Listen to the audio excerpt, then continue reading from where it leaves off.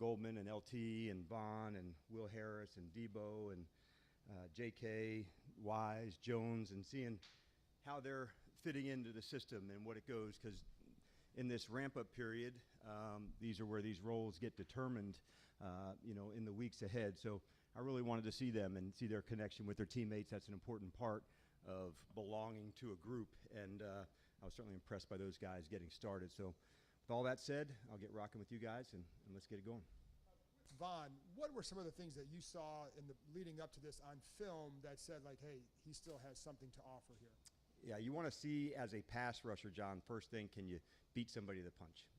He's got different unique talents. He can bend. He's long. So, but at this point, it's what's the skills? You want to find out what the skills are. And I like the stunts. I like that he's versatile, that he can play from his feet. He can play from down. We like to use variety in how we would want to go attack things. So that was some of the things that we talked. I'd be up on my feet. I could go inside, stand up. And so Luvu does some of that. He does some of that. I just like having a deep crew of guys that can be versatile and do things. But I also like the detail that he gets into as a pass rusher.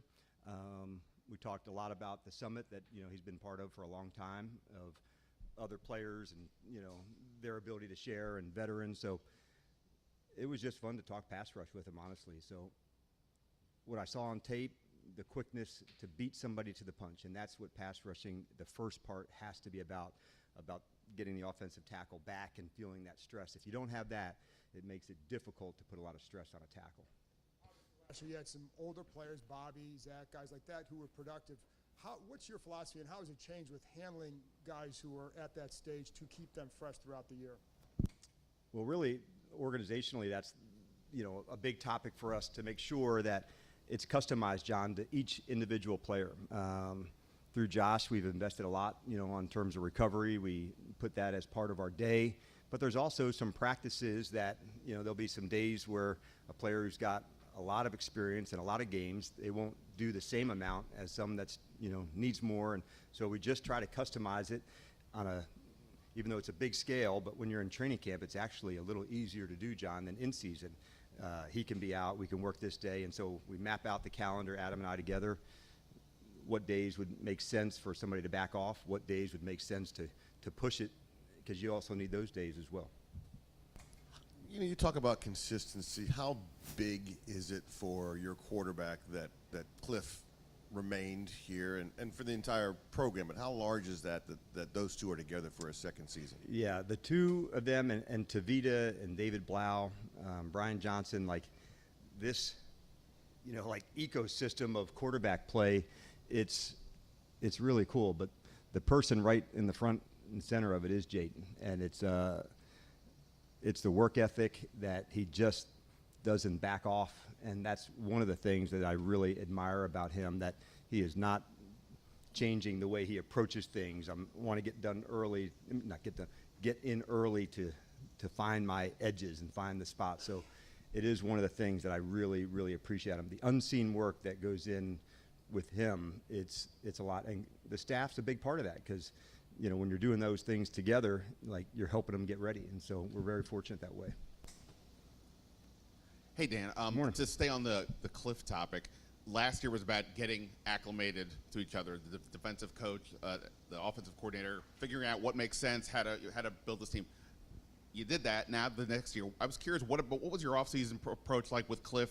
How did you guys communicate about, hey, here's what obviously worked, here's what we need to fix? How did you guys kind of have those as a discussion? Yeah, we did that really in all three phases, Ben, to make sure that what did we really like and we want to keep doing, and what do we need to stop doing? In other words, this isn't as effective. It's not, the juice wasn't worth the squeeze. And then as an entire staff, that's where we really wanted to make our mark. Could we collaborate at an even stronger level?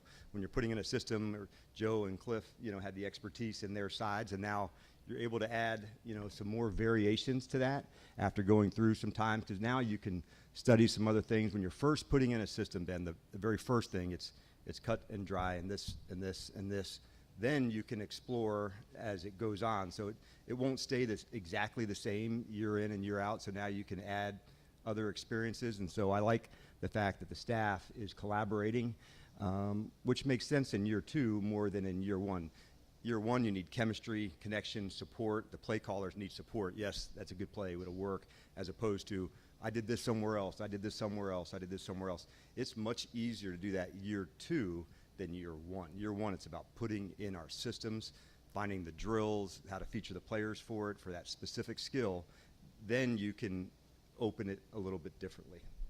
And so to that end, you guys obviously made a lot of adjustments on the offensive line, trading for Laramie, drafting Josh. In your discussions with Cliff, how much did whatever the topics you were discussing lead to those kind of bold decisions? Well, that's driven first through Adam, and when you make moves like that, at the spot, that's big ones. And Adam's bold to make those things and make the decisions that we need. And we're in constant communication about the roster. So through the off season, we do an assessment like after the season. Before you even look into free agency, you look at your own group. And before the guys even left, we met with every player on the team that was a free agent and who's back and how do you start with that, and then you keep building, Ben. But we're fortunate from the coaching side that we're part of the discussions with Adam and his staff on the personnel about what's the best fit for our team. And I love that we scout and pick players for us, not for the NFL. What fits us? And there's a culture element to that as well. We're not for everybody, but for the guys that love ball, love competing, this is the type of environment that you could really thrive in, but we really push it. And that's not for everybody, but we like doing that, and that's why we work so hard on our skills, not just in training camp, but you see that in December and January. We're still working the skill work because I think that's the edge, and we like doing that. Going back to Vaughn and his first step, can you teach that, or is that either you have it or you don't? That's a you have it or you don't. Okay. And you can see it, Nikki, so it's not hard to evaluate somebody that's got the ability to really jump off the spot. Not unlike a boxer, where you have to beat somebody to the punch, and wide or some of the fighters had that quick jab that could just snap things as opposed to methodical and a little bit slower. So the initial quickness at that position is really needed, at end especially. At tackle, you can muscle some guys more, but usually when you're an edge player, you're giving up 70, 80 pounds. So it's not going to be I'm going to get stronger than this player. I've got to beat him to the punch, and then I can use my leverage and wrestle him. But you don't want to fight a fair fight, so you got to beat him to the spot. And from what you've seen, I know it's only been one day, does he still have the bend he did maybe in his Yeah, mind? I saw that for sure on the tape from last year. And like I said, we're just getting started on the things that he can do. And that was one of the things he and I discussed together, as we're learning, what do you like, which side, what techniques, what stunts. So I need to learn that, with him over the next month. Hey, Dan, good morning. Good morning. From your experience, what is the difference between building a culture and sustaining a culture? Yeah. Building it, I would say, leads into sustaining. The culture is what you do on an everyday basis. Sometimes I think people can get environment and culture confused. Environment, like we're upbeat here, we do have a positive attitude. I look at things as the glass is half full, but the culture is the way that we practice, the way that we meet, the competitive nature. And so you have to sustain it. You have to recognize it when it's right and also when it's not. And I think that's one of the real things about sustaining is this is the standard, this is what we have. And so when we see it, I tell them and I show them, whether it's film or a conversation. When it's being met, I want that. I also want it when it's not being met, and not just turn a blind eye and hope that it'll get better the next day. So we have really high standards, but you do have to push them. So the fun part is building, because it's new and you're trying things. There's some resistance early. Okay, I haven't done that before. But once you get to the spot, then it's like, this is how we do business together. And the sustaining is more about reinforcing and reminding. It's one thing to have it, but like if you don't reinforce it, you don't really have a standard or a culture, because it's just a sign on a wall or some bullshit that you say. If you don't live it, then you kind of just BSing yourself. A little smaller bore question. So we saw yesterday Wiley with the ones and Connolly with the two at right tackle. At this stage, what should or should we not read into that? Like, I guess where's your mindset at with that position right now? We're going to compete for this for a while, so I wouldn't look into it because you'll see on ones today that Connolly will be at right with the ones, and we'll mix it around some. So, and I wouldn't read into that in the same space. So, it is cool to see. All right, he was, here's going against Vaughn, and then the next time against DA. And so, how do we work different guys and work them? And the training camp practices against other teams help as well. So that's why I'm looking forward to having the chance to go up, with the Patriots and have the Ravens here. So in preseason games, so there's a lot of exposures that can happen, and that's kind of how you get better. You just got to go and fight for it. But it is a fun experience to go through. I was, thinking about him yesterday. He's probably watched a lot of Von Miller, but he's never blocked him. And so, and blocking him in practice and the first day with no pads is well different than 3rd and 8 inside of 2 minutes with the game on the line. So lots to do, but I'm really encouraged by Josh's work ethic. Hey, Dave. Hey, Dan.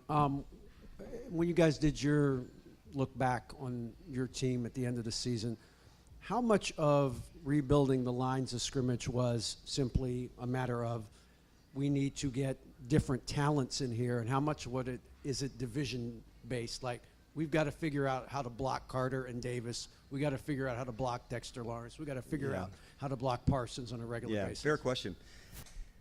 It wasn't division based, but maybe that's a byproduct of it, because we wanted to be a line of scrimmage team first, and make sure at those spots, if you're strong there, we felt that, hey man, you got a chance to be in every fight. And obviously the year prior, having the opportunity to draft, Jaden that high, that was a big opportunity. So at that time, it was also, we got Zach even before we had the quarterback. We knew that importance of the tight end and some other things that I thought Adam was thoughtful about. But going into the evaluation piece, we knew every position maybe we don't address, but how would we get what we want to get to? And there's also some players that we're excited to see develop. But the line of scrimmage on both sides, that was definitely a big emphasis for us, and so we're excited to see these guys develop together. And can I just follow up on Cosmi, because I wasn't quite sure about Yes. what. Did you mean he could be available for week 1 to play, or that he could just be closer to playing during the regular season? So if he would come off PUP, then he could be eligible for that. But we won't know that for a few more weeks. If we wait till after and start the season, then you're automatically at 4. So we're not going to put any judgment or saying he's not going to be ready or is. We're just not sure yet, but he's hit a lot of the markers. And so he's close, he's already doing drill work and things to go. But as far as acclimating into practice and team, we haven't got to that spot yet. So I'd say in another month we'll have a good sense of okay, by mid-August or, towards the end, where are we at? And then we can get a better sense. Is it 2 to 3 weeks? Is it 4 to 5 weeks? And until that timeline comes, we'll just, keep at the rehab and keep hitting it. It's obviously tough to join a team mid-year, but with Marshon Lattimore last year, was there a lot of changes that had to be made in the way that he played to join this defense, and what kind of expectations does it ramp up expectations now that he has a full offseason in this program? Yeah, it definitely changes, because now you got to know the coaches as opposed to going in and, okay, here's the game plan and this is what we do. So you kind of get to this is why we do this call, this is why we use this technique, and that's easier. It's also difficult, first came in, it was injured, wasn't able to practice, so it wasn't the ideal runway, okay, just as easy as you try to make it, sometimes just not. But now that we have a whole time with him, and he can also communicate too, man, this is a technique I really like, and I want to stay doing that, and that's our job as coaches, to find the balance of both. But he's off to a good start, and I sensed that at the minicamp too, where he was at, the energy with him and the other guys here, it was a good start. All right. Yep.